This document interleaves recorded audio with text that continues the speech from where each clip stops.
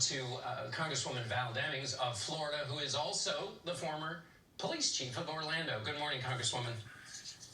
Good morning, John. Good to be with you. Well, thank you so much for being here. The George Floyd Justice and Policing Act, it has passed the House. The president wants it to move in the Senate. I read in the papers that there is progress. Is there any progress?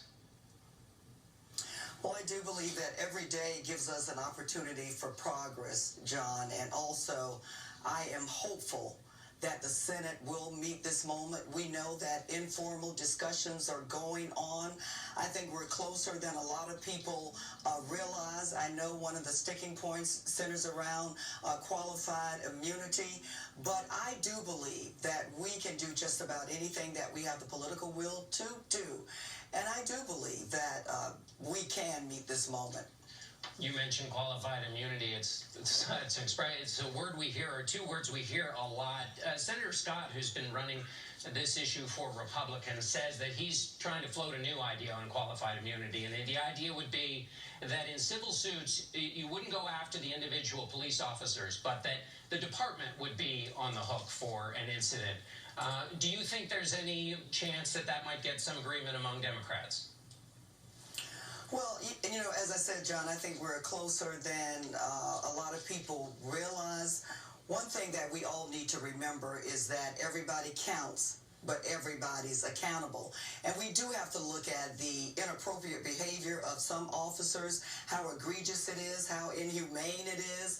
And I do think there are opportunities to sue those individuals on a personal level. The department is always, or can always, be held accountable. I am hoping that Senator Scott will lead his delegation, if you will, or the Republican members in the Senate, to sit down at the table, finish the negotiations, and let's get this done. George Floyd Justice and Policing Act is not perfect, but it is a major step in the right direction. Let's get this done. We need it. The American people need it. Let me ask you about the George Floyd Policing Act and this awful incident, Ma'Khia Bryant in Ohio. So as I understand it, under the legislation, federal officials, police officers, they would be restrained from using excessive force unless a third party was in danger and unless they couldn't de-escalate. Those seems to be the facts of the case in the Bryant case, which means that under the standards set in the Floyd Policing Act, the officer in that case seems to have acted as they were trained and supposed to. Well, you know, John, when I served as a police chief, what I prayed for daily was that my police officers would respond as they are trained to do. Now, after every incident, we would have to go back and look at our policies and make sure that the policies met the moment.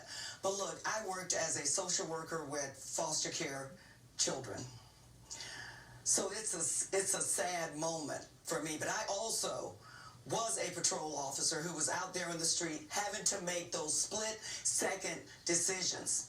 You know, now everybody has the benefit of slowing the video down and seizing the perfect moment.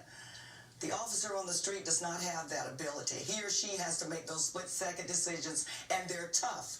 But the limited information that I know in viewing the video, it appears that the officer responded as he was trained to do, with the main thought of preventing a tragedy and a loss of life of the person who was about to be assaulted. You mentioned your experience.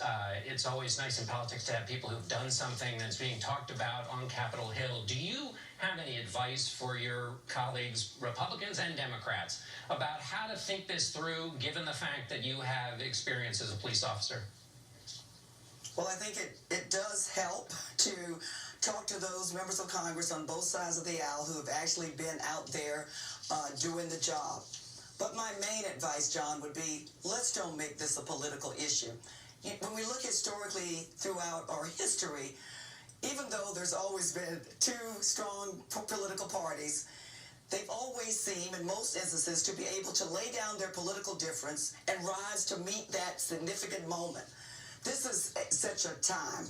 And so I am hoping that we will put politics aside and come together because we need to get this done. Our communities around the nation need it. Our good police officers need it. And quite frankly, the American people need it. We in Congress, in both chambers, can meet this moment as well if we have the political will to do so. While I'm asking you about advice, Congresswoman, what would you say to your former colleagues, to police officers who feel like they're being they are getting scrutinized more than they deserve, that they are being all thrown into one barrel? How would you talk to them about the efforts to achieve accountability, given what you know about the work they do? Well, John, and I have talked to some of them, and what I remind them of is that they wear the badge, and I used to do this as a chief, over their heart, because they have to have the heart for the job. We want them to have the mind for the job so that they will make good decisions, but we want them to have the heart for the job as well. And I also remind them, remember, you are well trained. Utilize the training that you have, but also remember that as human beings that you're dealing with, and always have compassion for the community in which you represent. And, you know, the overwhelming majority of law enforcement officers in this nation are good people who go to work every day to protect and serve our communities.